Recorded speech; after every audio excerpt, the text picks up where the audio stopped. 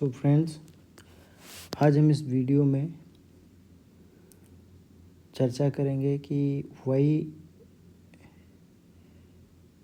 meiosis is necessary and what is the advantage of meiosis over mitosis। ठीक है ना। तो बेसिकली हम कंपैरिजन करेंगे माइटोसिस को meiosis से। ठीक है, उसके बाद कुछ ज़रूरी एग्जाम्पल से ये समझने की कोशिश करेंगे कि meiosis से कैसे कह रहे हैं कि meiosis कैसे इवोल्यूशन के अंदर रोल प्ले करता है। ठीक है ना। तो इसको हम बारी बारी देखने की कोशिश कर रहे हैं। देखिए, तो अगर हम माइटोसिस की बात करें तो हम बोल रहे हैं कि mitosis is the characteristic feature of somatic cell. मतलब गैमेट बनाने वाली सेल के अलावा जो कुछ भी है हमारे पास सब किसका पार्ट है, सोमेटिक सेल का पार्ट है। ठीक है ना। मियोसिस को बोल रहे हैं characteristics of gamete forming cell. Gamete forming cell कौन होगी? जो गैमेट फॉर्मेशन में हेल्प करेंगी। ठीक है ना। तो गैमेट फॉर्मिंग सेल के अंदर आपको बेसिकली मियोसिस देखने को मिलता है और अदर सोमेटिक सेल्स के अंदर आपको क्या देखने को मिलता है, माइटोसिस। अब माइटोसिस में क्या होता है कि एक सेल डिवाइड करती है और अपने जैसी दो सेल बनाती है। ये बात हमने माइटोसिस के अंदर आपको बाकायदा प्रूफ करके पिछले वीडियो में बात किया है। ठीक है ना। और मियोसिस में क्या होता है, in general one cell divided into 4 cell. एक सेल डिवाइड करता है कितने में, 4 सेल में। ठीक। और तीसरा जो मेजर डिफरेंस है वो है सिंगल इंटरफेस। आपको माइटोसिस के अंदर क्या देखने को मिलता है, सिंगल, एक बार कह रहे हैं कि इंटरफेस होता है। ठीक है ना। जबकि मियोसिस के अंदर आपको पहला इंटरफेस जो होता है वो मियोसिस 1 से पहले होता है। तो मियोसिस 1 के एंड में एक सेल डिवाइड कर जाती है कितने में, 2 में। एक सेल डिवाइड कर जाती है 2 में। फिर उसके बाद जब उसको मियोसिस सेकेंड में एंटर करना होता है तो बीच में हमने बात किया था इंटरकाइनेसिस के बारे में। किसके बारे में? इंटरकाइनेसिस। तो इंटरकाइनेसिस जो है उसी के अंदर आपको क्या देखने को मिलता है, सेकेंड इंटरफेस। उसके बारे में हमने डिटेल में बात किया। ठीक है ना। और माइटोसिस को हमने प्रूफ किया। माइटोसिस को क्या नाम दिया हमने, इक्वेशनल डिवीज़न।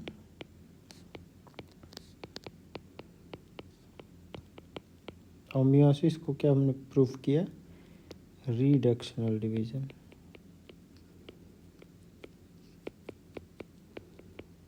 ठीक है। अब यहाँ पे जो ज़रूरी बात देखी है अगली, ठीक है, यहाँ पे हमने लिख रखा है कि माइटोसिस के अंदर आपको क्रॉसिंग ओवर देखने को नहीं मिलता है। तो क्रॉसिंग ओवर नहीं होगा तो वहाँ पे आपको उस पॉपुलेशन में आपको वेरिएशन देखने को नहीं मिलेगा। ठीक है ना। मतलब क्रॉसिंग ओवर नहीं होगा तो वेरिएशन नहीं होगा, और जो वेरिएशन नहीं होगा तो आपको एवोल्यूशन देखने को नहीं मिलेगा। यानी no crossing over, no variation, no evolution.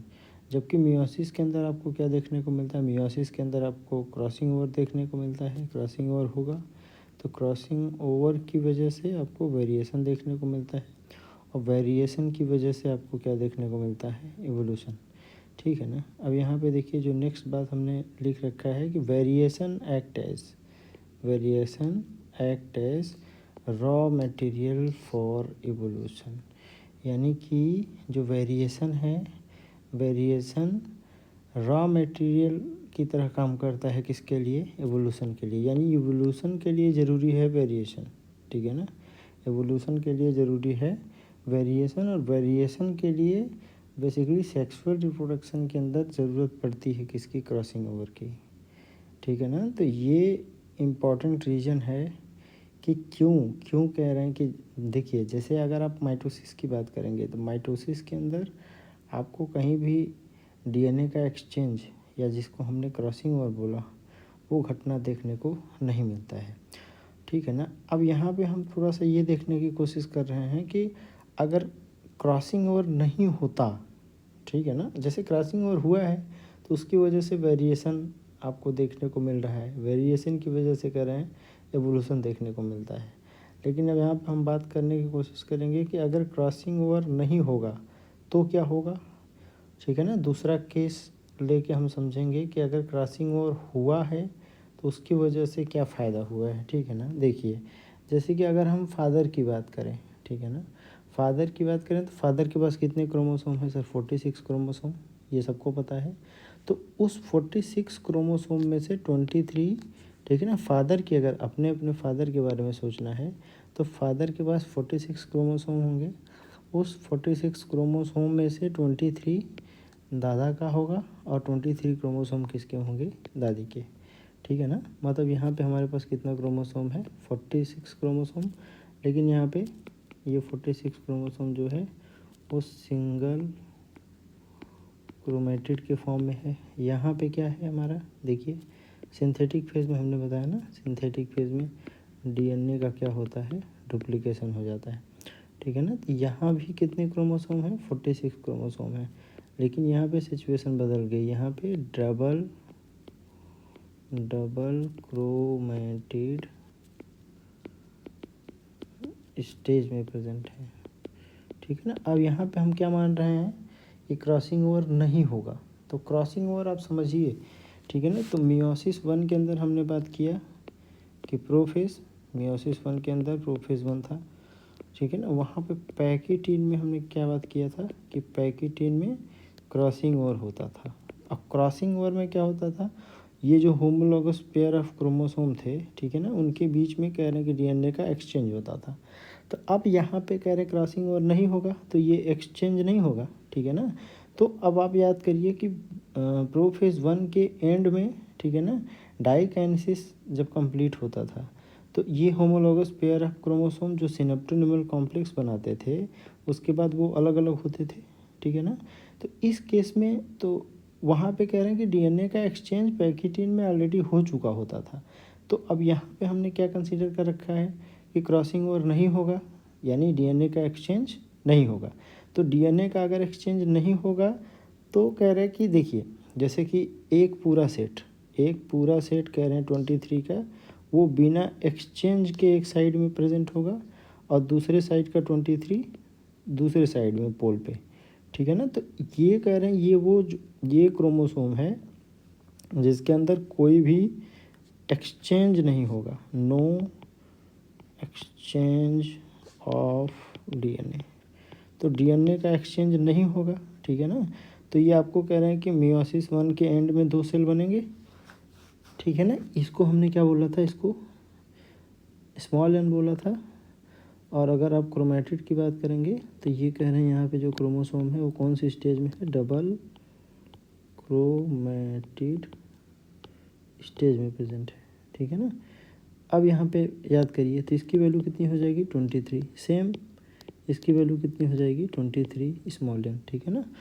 अब यहाँ पे हमने क्या बात किया कि अब दूसरी जो घटना घटती थी वो थी, उसको हम लोग मियोसिस सेकंड के नाम से पढ़ते थे, ठीक है ना। तो मियोसिस सेकंड में क्या होता था कि सर सेंट्रोमियर का स्प्लिटिंग होता था। क्या होता था, सेंट्रोमियर का स्प्लिटिंग होता था। तो सेंट्रोमियर जब स्प्लिट करता था तो जो कह रहे हैं कि जो एक क्रोमोसोम के पास डबल क्रोमेटिड है वो दोनों क्रोमेटिड क्या होते थे, सेपरेट हो जाते थे। तो यहाँ पे अब याद करिए आप कि यहाँ पे क्रोमेटिड सेपरेट हो गए।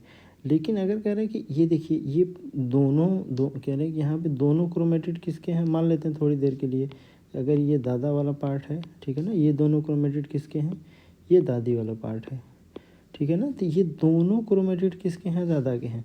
ये क्रोमेटिड कह रहे हैं अलग होंगे तो आपको क्या देखने को मिलेगा कि दोनों क्रोमेटिड हैं तो दादा के ही ना। बोलिए, आपको कह रहे हैं कि 2 सेल तो बनेगी लेकिन दोनों सेल के अंदर कह रहे हैं जो डीएनए या जो क्रोमोसोम है वो किसका है, दादा का है, ठीक है ना। सेम कंडीशन कह रहे हैं कि यहाँ पे दूसरे क्रोमोसोम के लिए हम सोच सकते हैं कि यहाँ पे कह रहे हैं दोनों क्रोमेटिड, ये दोनों क्रोमेटिड किसके हैं, दादी के हैं, ठीक है ना। क्योंकि दादा और दादी के जो क्रोमोसोम थे उनके बीच में कोई एक्सचेंज नहीं हुआ, ठीक है ना। तो ये दोनों किसके होंगे, ये दादी के होंगे, ये दोनों किसके होंगे, ये दादा के होंगे, ठीक है ना।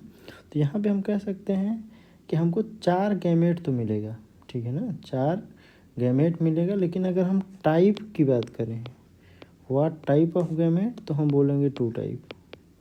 कितने टाइप के? 2 टाइप के। मतलब आधे होंगे दादा टाइप के, आधे होंगे दादी टाइप के। अब इसी तरीके से हम मदर के केस में भी सोच सकते हैं कि मदर के अंदर क्या क्या पॉसिबिलिटी होगी। तो मदर के अंदर कह रहे हैं कि 50% कंट्रीब्यूशन नाना का था और 50% कंट्रीब्यूशन नानी का था, ठीक है ना। तो जैसे यहाँ पे आपको दादा और दादी के फॉर्म में ये चीज़ें दिखाई दे रही हैं, वैसे ही सेम कंडीशन आपको कहाँ देखने को मिलेगी? मदर के केस में, ठीक है ना। तो मदर के केस में 50% नाना और 50% नानी, ठीक है ना। तो अब यहाँ पे आपको क्या देखने को मिल रहा है? देखिए, आपको अगर फादर के केस में आप बात करते तो 2 कंडीशन, दादा और दादी, यही 2 टाइप के गैमेट बनते हैं ना। और अगर मदर के केस में बात करेंगे तो 2 कंडीशन, नाना और नानी। अब ये बेसिकली ये क्या है? ये गैमेट्स हैं, ये अलग अलग 2 क्या हैं? गैमेट हैं, ठीक है ना। ये दोनों अलग अलग क्या हैं? ये भी गैमेट हैं। तो अब कह रहे हैं कि जैसे कि जो ये दादा टाइप का जो गैमेट है, वो या तो कह रहे हैं कि वो नाना टाइप से फ्यूज़ कर सकता है या वो नानी टाइप से। तो 2 पॉसिबिलिटी यहाँ आएगी। और दादी टाइप का जो गैमेट है वो या तो नाना या तो नानी। तो आपको कितने वेरिएशन देखने को मिल रहे हैं? देखिए, ये दादा ये नाना नानी से फ्यूज़ कर सकते हैं, दादी नाना नानी से, ठीक है ना।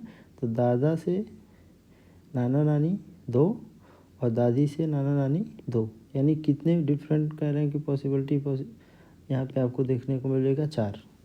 तो ये तब की बात है, ठीक है ना। अच्छा, इसमें ज़रूरी बात ये भी है कि देखिए, जब भी अगले जनरेशन की बात करेंगे, अगर कह रहे हैं कि दादा नाना से फ्यूज़ करेंगे, जब दादा नाना से फ्यूज़ करेंगे, उस कंडीशन में उस पर्टिकुलर इंडिविजुअल के अंदर आपको कह रहे हैं कि दादी और नानी देखने को नहीं मिलेंगी।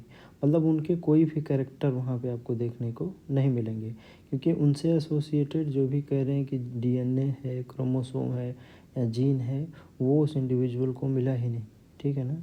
अगर दादा कह रहे हैं नानी से फ्यूज़ किए, तो उस कंडीशन में आपको कह रहे हैं कि दादी और नाना गायब दिखाई देंगे, ठीक है ना। अगर दादी, ठीक है ना, दादी अगर नाना से फ्यूज़ करती हैं तो उस कंडीशन में दादा और नानी गायब हो जाएंगे। और दादी और नानी आपस में फ्यूज़ करती हैं तो उस कंडीशन में दादा और नाना गायब हो जाएंगे। कहने का मतलब ये है कि हर एक कह रहे हैं कि फ्यूज़न या फर्टिलाइजेशन में आपको कह रहे हैं कि सिर्फ 2 ही पेरेंट देखने को मिल रहे हैं, ठीक है ना। मतलब पेरेंट मत बोलिए, ग्रैंड पेरेंट बोलिए, ठीक है ना। तो ये कह रहे हैं कि अगर क्रॉसिंग ओवर नहीं होता तो ये होता, जो अभी हमने बात किया, ठीक है ना। अब हम दूसरा कंडीशन जो ज़्यादा ज़रूरी है उसको समझना, उसको सीखना, ठीक है ना। तो यहाँ पे क्या पॉसिबिलिटी है कि मान लीजिए, ठीक है, यहाँ पे आप सोचिए थोड़ा सा कि ये किसी का भी हम केस लेके इसको हम क्या कर सकते हैं? रिजॉल्व आउट कर सकते हैं, ठीक है ना। जैसे देखिए, ये कह रहे हैं कि ये सिंथेटिक फेज में ये स्थिति बनी, ठीक है। यहाँ पे क्रोमोसोम का नंबर कितना था? 46। यहाँ क्रोमोसोम का नंबर कितना है? 46। अब मियोसिस 1 में हमने क्या देखा? मियोसिस 1 के प्रोफेज 1 में के पैकिटीन में क्या हुआ? क्रॉसिंग ओवर हुआ। तो क्रॉसिंग ओवर में डीएनए का एक्सचेंज होना है। देखिए, यहाँ डीएनए का क्या होगा? एक्सचेंज हो जाएगा।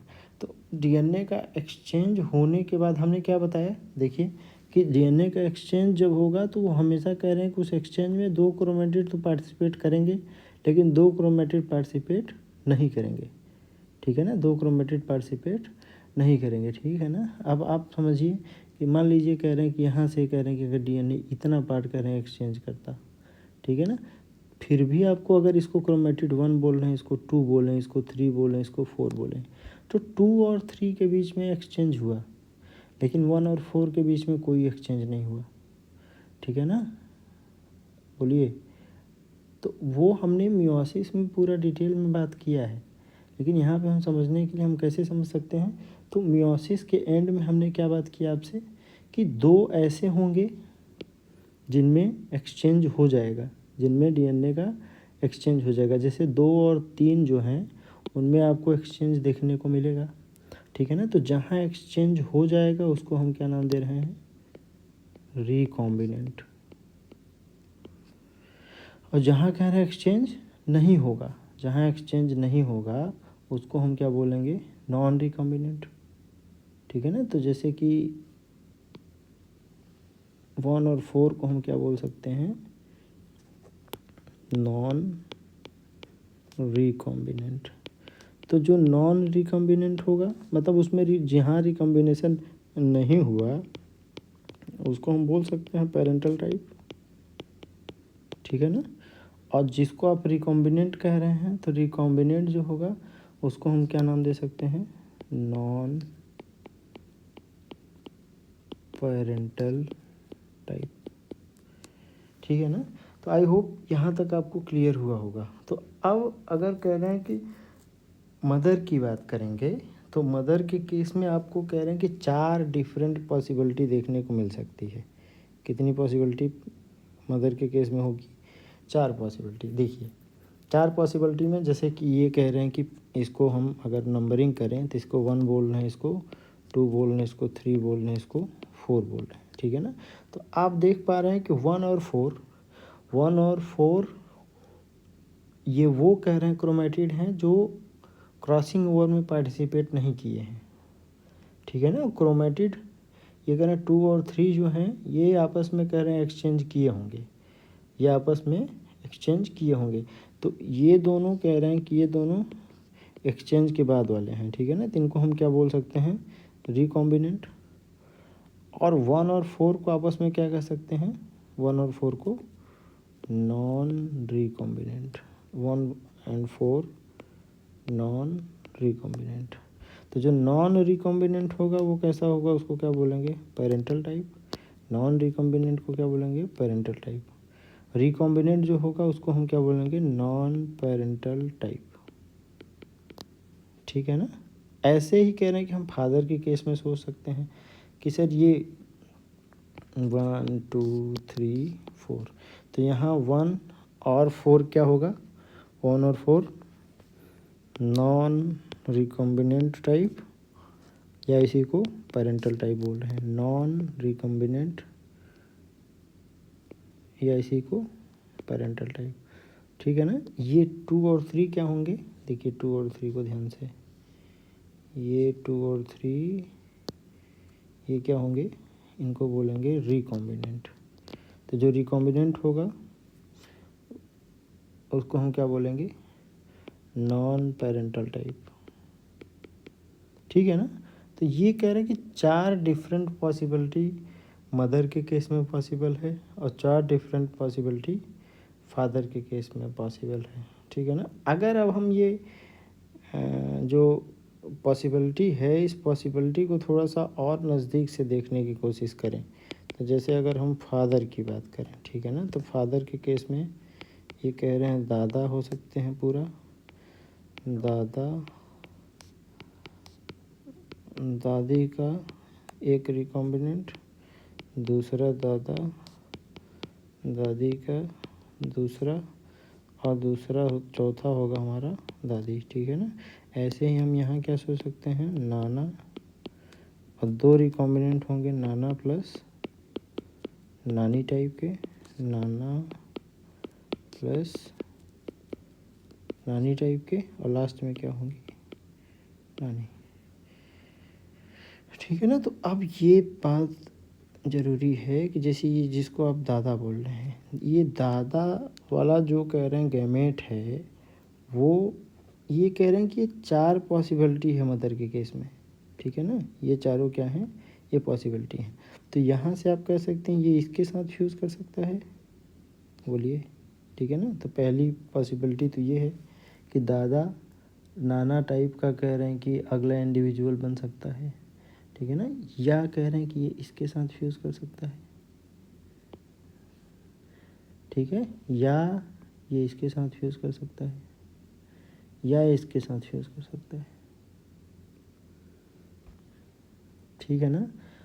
अब अगर हम के ये दूसरी कंडीशन को इसी तरीके से हम सोचेंगे तो दूसरी कंडीशन देखिए, ये इसके साथ फ्यूज़ कर सकता है, ये मतलब दादा दादी का कह रहे हैं जो रिकॉम्बिनेंट वर्जन है वो नाना के साथ फ्यूज़ कर सकता है, वो ठीक है ना, इसके साथ फ्यूज़ कर सकता है, वो यहाँ से फ्यूज़ कर सकता है और वो यहाँ से फ्यूज़ कर सकता है। ठीक है ना। तीसरी कंडीशन यहाँ पे क्या आएगी, दादा दादी, ठीक है ना, ये नाना के साथ, दादा दादी नाना नानी के साथ, दादा दादी ये नाना नानी के साथ और दादा दादी ये नानी के साथ। लास्ट पॉसिबिलिटी क्या है, दादी के साथ ये नाना, ठीक है ना। दूसरी कंडीशन क्या आएगी, दादी के साथ ये नाना नानी, नेक्स्ट दादी के साथ नाना नानी और लास्ट में दादी के साथ नानी। तो यहाँ पे आपको क्या देखने को मिल रहा है ना कि 16 डिफरेंट पॉसिबिलिटी होगी, 16 डिफरेंट पॉसिबिलिटी।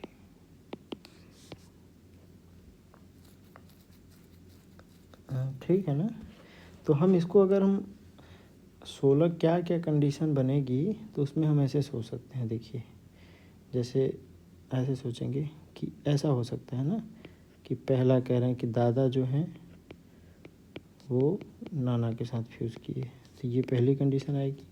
दूसरी कंडीशन क्या आएगी, दादा प्लस नाना नानी ये जो रिकॉम्बिनेंट हैं उनके साथ फ्यूज़ कर जाएं। तीसरी कंडीशन क्या है, दादा प्लस नाना एंड नानी, ये तीसरी कंडीशन आएगी। चौथी कंडीशन क्या आएगी, दादा प्लस नानी, ठीक है ना। तो ये तो अब ये कह रहे हैं कि दादा इतने 4 तरीके से फ्यूज़ कर सकते हैं। अब दूसरी कंडीशन होगी कि दादा और दादी का जो रिकॉम्बिनेंट है वो कितने तरीके से, तो वो भी 4 तरीके से, ठीक है ना। आपको बस इतना करना है कि जैसे मान लीजिए कि यहाँ पे दादा प्लस दादी का ये रिकॉम्बिनेंट है ना, तो इससे कह रहे हैं कि आपको 4 सिचुएशन बनाना है। तो यहाँ पे हम पहली सिचुएशन क्या सोचेंगे कि सर यहाँ पे नाना आ सकते हैं, पहली कंडीशन।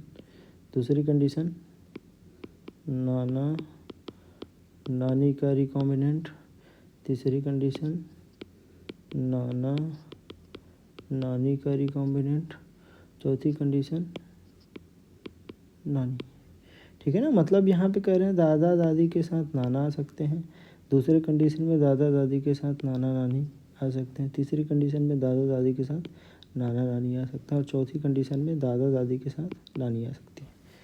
तो ये कह रहे हैं कि ये 4 और अलग डिफरेंस, ठीक है ना। ये 4 यहाँ थे, 4 यहाँ। इसी तरीके से कह रहे हैं कि तीसरे के लिए आप काउंट कर सकते हैं, तो उसके लिए भी कितना आएगा, ये 4 वैल्यू आएगी, ठीक है ना।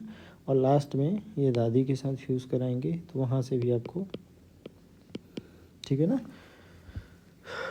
तो रिकॉम्बिनेंट कह रहे हैं कि रिकॉम्बिनेंट बनने से आपको, ठीक है ना, रिकॉम्बिनेंट बनने से मतलब वहाँ पे जो बिना क्रॉसिंग ओवर के जब गैमेट बनता था तो वहाँ हम क्या देख पा रहे थे कि हर एक जनरेशन में, ठीक है ना, वहाँ पे 50% पेरेंटल कैरेक्टर क्या हो रहे थे, गायब हो रहे थे। मतलब एक पेरेंट जैसे कि नाना के साथ अगर दादा आए तो दूसरा जो अपोजिट बात है वो वहाँ से मतलब फिर दादी और नानी नहीं आ सकती, ये पॉसिबिलिटी ही नहीं थी, ठीक है ना। तो यहाँ पे कह रहे हैं कि क्रॉसिंग ओवर होने की वजह से आपको 16 डिफरेंट मतलब वेरिएंट देखने को मिल सकते हैं। जबकि अगर क्रॉसिंग ओवर नहीं होता, क्रॉसिंग ओवर नहीं होता तो उस कंडीशन में अगर क्रॉसिंग ओवर होगा तो 16 डिफरेंट इंडिविजुअल पॉसिबल है, ठीक है ना। अगर क्रॉसिंग ओवर नहीं होगा तो उस कंडीशन में सिर्फ 4। आई होप कि आपको थोड़ा सा ये क्लियर कट हुआ होगा, ठीक है ना। आगे मिलते हैं नेक्स्ट वीडियो में। Thank you so much.